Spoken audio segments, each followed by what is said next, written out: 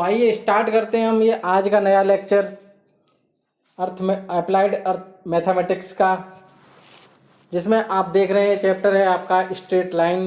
बच्चों इसमें हम सीधी रेखा के बारे में पढ़ेंगे और ये हमारा इस अप्लाइड मैथमेटिक्स का लास्ट चैप्टर है। तो बच्चों आइए देखते हैं। सबसे पहले इसमें मैंने क्या किया है कि बच्चों प्रॉब्लम्स को मैंने टाइप्स में डिवाइड कर लिया है, जिससे कि आपको समझने में थोड़ा इजी होगा और आप कॉन्सेप्ट को पकड़ पाएंगे बच्चों। तो बच्चों पहला टाइप मैंने जो बनाया है इस प्रॉब्लम का वो कुछ इस प्रकार है कि टाइप 1 है बच्चों अपना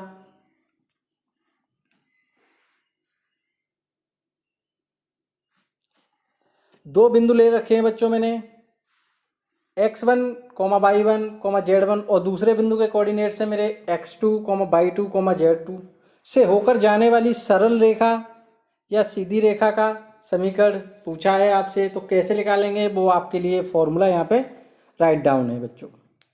फॉर्मूला क्या है कि x minus x1 upon x2 minus x1 is equal to y minus y1 upon y2 minus y1 is equal to z minus z1 upon z2 minus z1। यानी कि बच्चों x1 y1 z1 हमारे ये कोऑर्डिनेट्स हैं और x2 y2 z2 हमारे ये coordinates हैं बच्चों। जब इन कोऑर्डिनेट्स का वैल्यू हम यहाँ इस इक्वेशन में रखेंगे तो हम सरल रेखा का समीकरण प्राप्त करेंगे बच्चों। जैसे कि बच्चों पहला ही क्वेश्चन है आपका, देखिएगा आपको डिस्प्ले पे दिखाई दे रहा है। क्वेश्चन नंबर फर्स्ट है बच्चों कि दो आपको कोऑर्डिनेट्स दे रखे हैं, दो पॉइंट के कोऑर्डिनेट्स हैं आपके 1, 2, -1 और दूसरे पॉइंट के हैं बच्चों 2, 1, 1 से गुजरने वाली रेखा का समीकरण पूछा है। यानी कि दो बिंदुओं से गुजरने वाली रेखा का समीकरण आपसे पूछा है और आपको क्या करना है कि वही फॉर्मूला लगाना है। फॉर्मूला क्या था बच्चों, x minus x1 upon x2 minus x1 is equal to y minus y1 upon y2 minus y1 is equal to z minus z1 upon z2 minus z1। अब बच्चों यहाँ से हम ये देखेंगे कि हमारे x1 की वैल्यू क्या है, x2 की वैल्यू क्या है, y1 की वैल्यू क्या है, y2 की वैल्यू क्या है, z1 की वैल्यू क्या है, z2 की वैल्यू क्या है। तो बच्चों हमें यहाँ पे दो कोऑर्डिनेट्स दे रखे हैं पॉइंट के 1, 2, -1 और एक दे रखा है बच्चों 2, 1, 1। तो बच्चों ये जो पहला पॉइंट का कोऑर्डिनेट्स है इसकी सारी वैल्यू क्या होंगी हमारी x1, y1, z1 और इस वाले कोऑर्डिनेट्स की वैल्यू क्या होंगी बच्चों x2, y2, z2। ठीक है बच्चों, तो ये सारी वैल्यू उठा के हम इस फॉर्मूले में रख देंगे, तब जो हमें फॉर्मूला प्राप्त होगा वो कुछ इस फॉर्म में होगा। इसे बच्चों हम सॉल्व करेंगे। जब सॉल्व करेंगे तो सॉल्व करने के बाद हमें जो समीकरण प्राप्त हुआ बच्चों वो उस सरल रेखा का समीकरण होगा। ठीक है, तो इस तरीके से हम दो बिंदुओं से होकर गुजरने वाली रेखा का समीकरण फाइंड कर सकते हैं। ऐसे ही बच्चों मेरा अगला क्वेश्चन भी बिल्कुल देखिए, टाइप अगला क्या है कि सरल रेखा की दिक्कोज्याएं एवं दिक् अनुपात ज्ञात कीजिए। आपको स्ट्रेट लाइन दे रखी है और आपसे पूछा है कि दिक्कोज्याएं, बोले तो direction cosine and direction ratio आपसे पूछे हैं। जैसा कि आपने दो चैप्टर पहले भी पढ़ रखे हैं, एक आपका था द पॉइंट इन स्पेस और दूसरा था प्लेन। ठीक है ना बच्चों, तो उसी के बेस पे हमने यहाँ पे दिक् अनुपात और दिक्कोज्याएं फाइंड की हैं। कैसे, अब मैं आपको बताता हूँ कि देखो बच्चों सरल रेखा का समीकरण कुछ इस फॉर्म में है। ठीक है, तो यहाँ जो नीचे जो संख्याएं दी हैं 2, 6, 1, 3 सॉरी, तो हम सबसे पहले क्या करेंगे बच्चों, इसको फॉर्म में कन्वर्ट करेंगे। कौन सी वाली फॉर्म में कि सरल रेखा का समीकरण क्या होता है बच्चों, x minus x1 upon x2 minus. ठीक, अब मान लो कि इसको पहले वाले हम ये लिखा है आपका 4 माइनस x अपॉन 2, यानी कुछ ही ऐसा होगा 4 माइनस x अपॉन 2। इसको हमें क्या करना है, इसको हमें कन्वर्ट करना है। पहले हमें x को पॉजिटिव करना है, ठीक है, और इसको हमें नेगेटिव करना है। तो बच्चों इसको मैं ऐसा लिख सकता हूँ x minus 4 upon minus 2, x positive हो गया। इसी प्रकार मैं क्या करूँगा बच्चों के सारी टर्म में चेंज करूँगा। ठीक है, और जब चेंज करने के बाद फिर मैंने देखा कि यहाँ से तो मुझे बिंदु मिल गए कि किस बिंदु से ये रेखा गुजरती है, x1, y1, z1, ठीक है। अब यहाँ से मैंने इनके दिक् अनुपात फाइंड किए। तो दिक् अनुपात कौन से होते हैं बच्चों? जो अपोन में आती वैल्यू, ये, ठीक है।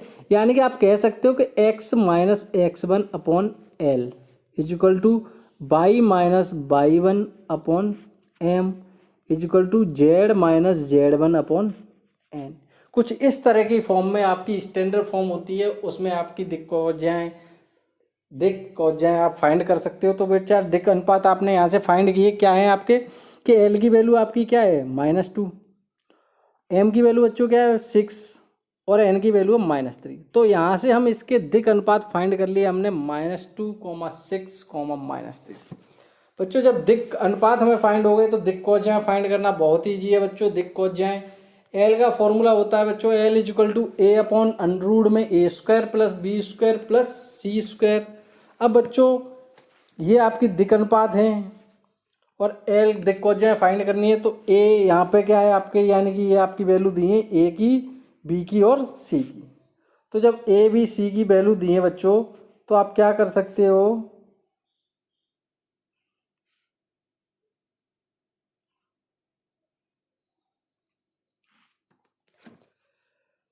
वो वैल्यू आपने इस इक्वेशन में पुट कर दी।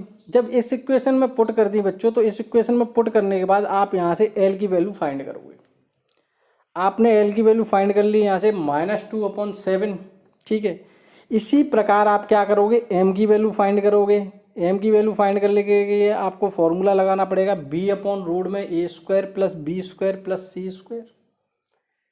बी की वैल्यू रखोगे, ए की वैल्यू ए का स्क्वायर करोगे, बी का स्क्वायर करोगे, सी का स्क्वायर करोगे, सबके स्क्वायर जोड़ के उनका वर्गमूल निकाल दोगे और यहाँ से आप एम की वैल्यू फाइंड कर लोगे।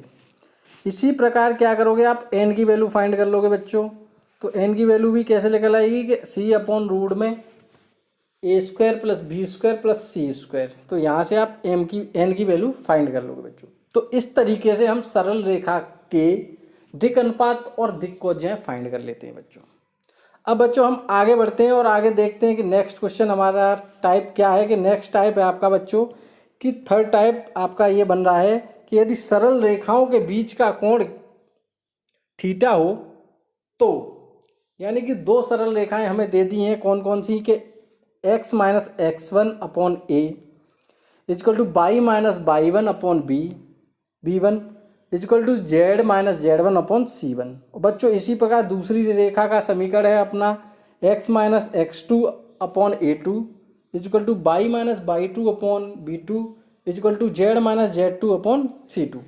तो बच्चों यहाँ से हम cos थीटा की वैल्यू फाइंड कर लेंगे। इनके बीच का एंगल क्या होगा, cos थीटा इजकल टू होगा बच्चों a1 a2 plus b1 b2 plus c1 c2 upon में अंडरवुड में a1 का स्क्वायर प्लस b1 का स्क्वायर प्लस c2 का स्क्वायर इंटू रूट में फिर से a2 का स्क्वायर प्लस b2 का स्क्वायर प्लस c2 का स्क्वायर, जैसा कि आप इस कोष्टक में देख पा रहे हैं बच्चों।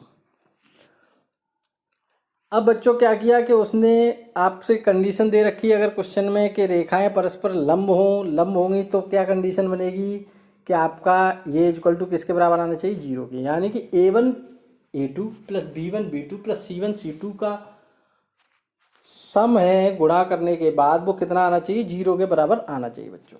अगर रेखाएं बच्चों हमारी परस्पर समांतर हैं तो क्या होना चाहिए कि a1 अपॉन a2 का ratio equal to b1 upon b2 का ratio equal to c1 upon c2 का रेशियो बच्चों इक्वल आना चाहिए, ठीक है। तो बच्चों इससे संबंधित हम प्रॉब्लम देखते हैं कि सबसे पहले हमारा एक क्वेश्चन दिया है कि रेखाएं दे रखी हैं हमें दो। जब दो रेखाएं दे रखी हैं बच्चों और उनके बीच का कोण फाइंड करना है तो हम इसी ऊपर जो फॉर्मूले दिए थे उसकी सहायता से फाइंड कर लेंगे। उसकी सहायता से फाइंड करने के हमें देखना है कि वो इक्वेशन जो रेखा की दी है वो सही फॉर्म में दी है या नहीं। अगर सही फॉर्म में नहीं दी तो हम उन्हें सही फॉर्म में बनाएंगे। सही फॉर्म का मतलब क्या है बच्चों कि जैसे कि मैंने अभी आपको बताया था कि कुछ इस तरह से ये इक्वेशनें दी होनी चाहिए दोनों, x minus x1 upon a1 is equal to y minus y1 upon b1 is equal to z minus z1 upon c1। तो बच्चों मैं यहाँ नीचे देख पा रहा हूँ इस क्वेश्चन में कि यहाँ जो z1 की वैल्यू दे रखी है वो कुछ इस तरह से दे रखी है, तो मुझे इसे कन्वर्ट करना है। और कन्वर्ट करने के बाद मैंने किस तरह से बना लिया, देखो इस तरीके से, z इजिकल टू 2 है, तो बच्चों z और माइनस इधर आ जाएगा 2, तो -2 हो जाएगा, इजिकल टू 0 हो जाएगा, कोई दिक्कत नहीं। अगर मैं इसे अपॉन में लेना चाहूँ तो कुछ इस तरह का वैल्यू आएगी, ठीक है ना। तो इसी तरह से मैंने ये भी कर लिया, ठीक। जब ये मैंने कर लिया उसके बाद देखो मैंने बाई को भी यहाँ कोफिशिएंट नहीं रखा, बाई का कोफिशिएंट यूनिट बनाया, यूनिट कितना बाई, ठीक है। तो ये वाली इक्वेशन इसके लिए सही है। तो यानी कि आपकी एक इक्वेशन बच्चों ये हो गई और एक इक्वेशन ये हो गई। देख लेना इसे कैसे कन्वर्ट किया, ठीक है ना, क्योंकि बेसिक आपको पकड़ना है। अब बच्चों यहाँ से मैंने दोनों के दिक अनुपात फाइंड कर लिए, इक्वेशन 1 का भी फाइंड कर लिया, 2 का फाइंड कर लिया। इक्वेशन 1 के जो दिक अनुपात आए बच्चों उनको मैंने A1 B1 C1 माना, और इक्वेशन 2 के जो दिक अनुपात आए बच्चों उनको मैंने A2 C2 और B2 माना बच्चों। जब मैंने ये माना उसके बाद बच्चों मैंने बीच का कोण फाइंड करना है, तो मैंने cos थीटा बराबर फॉर्मूला लगा दिया। फॉर्मूला लगाने के बाद बच्चों A1 A2 B1 B2 C1 C2 मेरे को फाइंड हो गए थे, तो मैं वो वैल्यू है यहाँ पुट कर दूंगा और यहाँ से थीटा की वैल्यू फाइंड कर लूँगा। तो थीटा की वैल्यू मेरे बच्चों कितनी आ रही है, π/2, ठीक है। कुछ इस तरह के क्वेश्चन होते हैं जिनके मध्य हमें कोण ज्ञात करना होता है बच्चों। नेक्स्ट टाइप है बच्चों टाइप 4 कि आपको एक सरल रेखा दे रखी है तथा आपको एक समतल दे रखा हो और उसके बीच का कोण फाइंड करना हो। अभी तक क्या था बच्चों कि हमें समतल के बीच फाइंड करना था कोण, और रेखा के बीच फाइंड करना था। लेकिन अब हमें क्या किया, कॉम्प्लिकेशन बढ़ा दी उसने कि एक हमें सरल रेखा की इक्वेशन दे रखी और एक इक्वेशन दे रखी उसने हमें समतल की। अब उसने कहा कि बच्चों हमें इसके बीच का कोण फाइंड करके बताओ कि क्या होगा। तो इसके लिए बच्चों एक फॉर्मूला है जो आपको मैं अभी ये दिखा रहा हूँ कि मान लो कि एक सरल रेखा, एक मिनट, एक सरल रेखा का समीकरण आपको दे रखा है x minus x1 upon L equal to Y minus बाई1 upon M equal to Z minus जेड1 अपॉन एम, ठीक है। उसके सापेक्ष ही हमने दूसरा समतल क्या ले रखा है कि A X plus B Y plus C Z plus D equal to 0। ये समतल की इक्वेशन है बच्चों और ये रेखा की इक्वेशन है। अब उसने कहा कि हमें इसके बीच का कोण फाइंड करना है, थीटा। तो बच्चों जब इसके बीच का कोण एक इस तरह की कुछ प्रॉब्लम आती है तो इसके बीच का कोण फाइंड करने के लिए हम फॉर्मूला यूज करते हैं। क्या करते हैं कि sine theta equal to A into L plus B into M plus C into N upon में बच्चों अंडरवुड का A square plus B square plus C square into under root में L square plus M square plus N square. चाहो तो बच्चों आप यहाँ पे A1 A2 B1 B2 C1 C2 करके भी कर सकते हो और आप इस तरीके से भी कर सकते हो बच्चों। तो जब एक समतल और एक रेखा दे रखी होगी तो बच्चों हमें साइन थीटा फाइंड करना है, सीधी सी बात। और जब हमें दोनों समतल दे रखे हैं या दोनों रेखाएं दे रखी हैं तो हमें कॉस थीटा फाइंड करना है बच्चों। बाकी फॉर्मूला सेम है, ठीक है ना। तो यहाँ से आप क्या करोगे कि आप रेखा से सबसे पहले एल और एम और एन फाइंड करोगे। यानी कि आपने क्या किया, ये स्टैंडर्ड फॉर्म में कन्वर्ट किया। जो अपॉन में वैल्यू आती है वो क्या होगी आपकी दिक अनुपात, मान लो चाहे दिक अनुपात है, आपने ये कर लिए, ठीक है। तो आपने यहाँ से एल एम और एन की वैल्यू फाइंड कर ली। अब इसी प्रकार आपने समतल की वैल्यू फाइंड की। समतल की वैल्यू ए एक्स के आगे जो लगे हैं, बी के आगे जो लगे हैं, वाई के आगे, जेड के आगे जो लगी है कोफिशिएंट, वो आपके ए बी सी की वैल्यू हो गई। तो यहाँ से आपने साइन थीटा पे बच्चों निकाला, तो साइन थीटा के बाद यहाँ से थीटा की वैल्यू आपने फाइंड कर ली। तो इस तरीके से आप एक समतल और एक रेखा के बीच के कोण को फाइंड कर सकते हो बच्चों। अब बच्चों हम आगे बढ़ते हैं, आगे हम देखते हैं टाइप 5। टाइप 5 में क्या है बच्चों कि इसमें दो रेखाओं के बीच की दूरी हमें फाइंड करनी है। तो हम कैसे दो रेखाओं के बीच की दूरी फाइंड करते हैं, उसके लिए देखो बच्चों कि हमने मान लो एक रेखा का समीकरण है हमारा ये वाला x minus x1 upon L1 Y minus बाई1 upon M1 equal to Z minus जेड1 अपॉन N1 तथा x minus x2 upon L2 equal to Y minus बाई2 upon M2 equal to Z minus जेड2 अपॉन N2 के बीच की न्यूनतम दूरी कैसे फाइंड करनी है। तो बच्चों हमने स्टैंडर्ड डिस्टेंस जो हमने ले ली इसमें, वो हम कैसे फाइंड करेंगे कि हम क्या करेंगे, मैट्रिक्स की सहायता से क्या करेंगे कि हम पहले तो ये पूरा एक मैट्रिक्स बना लेंगे 3/3 की। तो 3/3 की मैट्रिक्स कैसे बनेगी कि x2 माइनस x1, आगे वाली टर्म आपकी आएगी y2 माइनस y1, और फिर आएगी z2 माइनस z1। जो बच्चों आपने x2 माइनस x1 लिया है उसमें बच्चों L1 और L2 आएंगे नेक्स्ट दो, और y2 माइनस y1 में आपके m वाली वैल्यू आएंगी, ऐसे ही आपकी n वाली वैल्यू आएंगी z वाली। तो बच्चों अपॉन में क्या होगा कि अपॉन में ये फॉर्मूला थोड़ा सा लेंथी हो जाएगा कि अपॉन में अंडररूट में m1 minus m1 into n2 minus m2 into n1 का होल स्क्वायर, जो ये टर्म आपको लिख रही है पहली वाली, ठीक है, plus n1 into L1 minus n2 into L1। यहाँ बच्चों थोड़ा सा गलती हो गई है, यहाँ पे 2 होगा L2 की जगह, n1 into L2 minus n2 into L1 का whole square plus L1 into m2 minus L2 into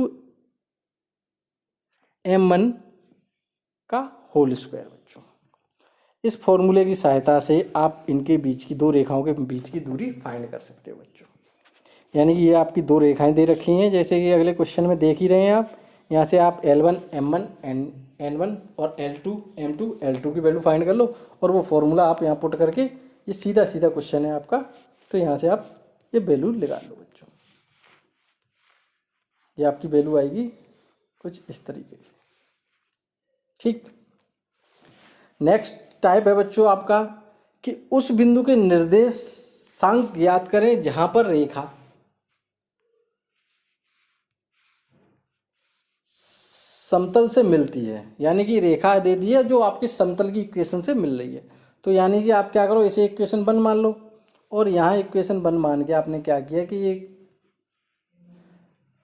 ये आपकी रेखा की समीकरण है। रेखा की समीकरण आपने टोटल एक कांस्टेंट और मान लिया r, यानी कि x y z के मान आपने r के पदों में निकाल लिए। यहाँ पे जब x y z के मान आपने r के पदों में निकाल लिए बच्चों, तो आपने क्या किया कि जो प्लेन की इक्वेशन दी है उसमें आपने x y और z के मान रख के r की वैल्यू फाइंड कर ली। जब r की वैल्यू यहाँ से फाइंड कर लोगे बच्चों, तो r की जो वैल्यू आए वो आप फिर से x और y और z के मानों में रख देना, तो वहाँ से आपको कोऑर्डिनेट्स प्राप्त हो जाएंगे बच्चों। इसी प्रकार बच्चों ये दूसरा क्वेश्चन भी सेम ही है, ठीक है। तो इस तरीके के कुछ क्वेश्चन आपके स्ट्रेट लाइन में पूछे जाते हैं बच्चों, जो आपको बहुत ही अच्छी तरीके से प्रैक्टिस करनी है। और आपको कोई दिक्कत हो तो आप अपने टीचर से कंसल्ट भी कर सकते हैं। बाकी आप मेरे कमेंट बॉक्स में कोई भी क्वेश्चन टाइप करके, आप कोई भी प्रॉब्लम, आपको कहीं वीडियो में कोई भी चीज़ समझ में नहीं आ रही, तो आप एक बार नहीं 2 बार देखिए, रिपीट करिएगा। रिपीट कर करके देखेंगे आपको समझ में आएगी। समझ में नहीं आएगी तो आप कॉल भी कर सकते हैं मेरे व्हाट्सअप नंबर पे, जिसे मैं आपको और अच्छे से समझा दूंगा, ठीक है ना बच्चों। तो बच्चों ये था आज के लेक्चर में, इतना ही। ये चैप्टर मैंने आपको 6 टाइप्स में शायद मेरे ख्याल से कन्वर्ट कर लिया है। जी हाँ, 6 टाइप में कन्वर्ट करने के बाद बच्चों में इसे कर रहा हूँ, ठीक है ना। तो बच्चों आज का डिप्लोमा अड्डा का यह लेक्चर देखने के लिए आपका बहुत बहुत शुक्रिया। जय हिंद।